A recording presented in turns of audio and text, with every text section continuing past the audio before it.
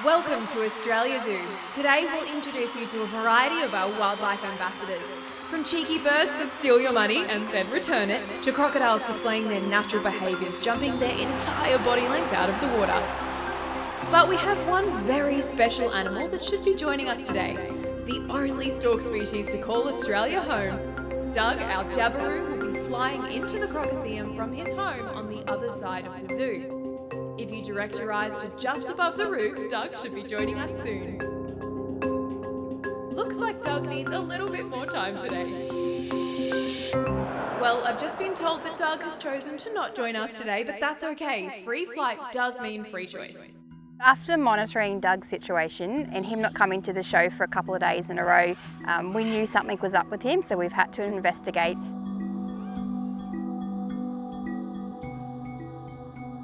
We noticed that he had a bit of a foot injury. Now the decision was made to take him for GA, which means he's going to go under anaesthetic over at the Wildlife Hospital, and he's going to be assessed a bit further by our vets. Now by doing this, we can take bloods and take x-rays so we can understand his foot care a bit better. The safest way to get Doug from his habitat over to the Wildlife Hospital, which is where our vets are, is by grabbing his beak, and we cover his eyes as well. It calms him down straight away, which is why we do that when we transport him over to the Wildlife Hospital. So once Doug was nice and calm, we actually gave him some anaesthetic, and now this helped calm his system right down and he started to go to sleep.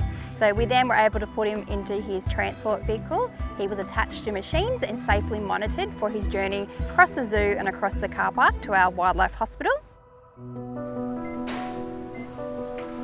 So once we got Doug over to the Wildlife Hospital, we did a bit of an assessment on his foot. We took x-rays and bloods, but by the x-rays it was very clear that his foot will need surgery, so we then proceeded to the operating room.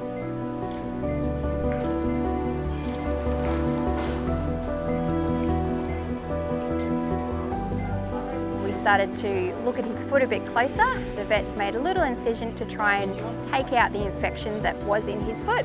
Now, once they started to do that, they noticed that they had to take out a little bit more of the problematic tissue. And once that was done, we stitched up his foot and sent him back to his habitat.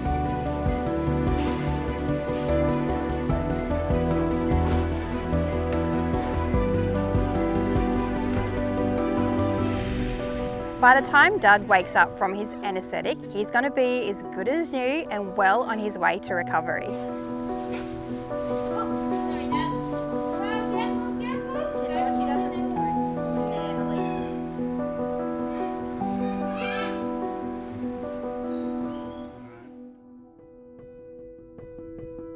So now we are a couple of months past Doug's procedure and his foot is doing so well, it has healed remarkably. So much to the point we're going to start his training and hopefully put him back into the Wildlife Warrior Show very soon. Now this is going to be done in steps, and one day he's going to fly all the way back into the show. The first step was to put Doug into his transfer box, take him down to the crocodile right on the edge. We basically let him walk into the crocodile and just suss out his surroundings. This is Douglas, our Jabiru. Now these birds, interestingly, do not possess a voice box. They actually have to use the He loved it so much and he was happy, and we knew it was time to even move on to the next step. The second step is pretty much releasing him halfway from his habitat to the crocodile.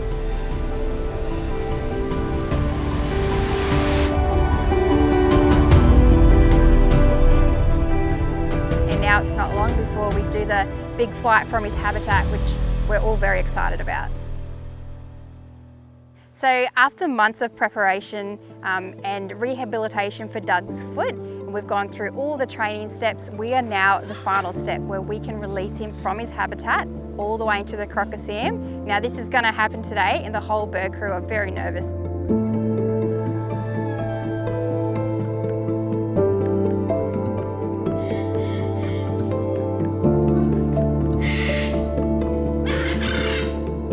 Ladies and gentlemen, if you direct your eyes above the big screen, we are about to be joined by Douglas.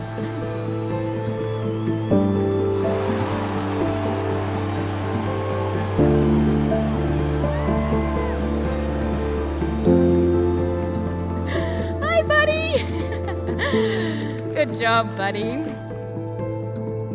Thank you so much, Elise. How amazing is Doug? Our animals' health and well-being is of the utmost importance here at Australia Zoo, and that's why we're so excited to see Doug back to 100% health, doing what he loves most, which is flying.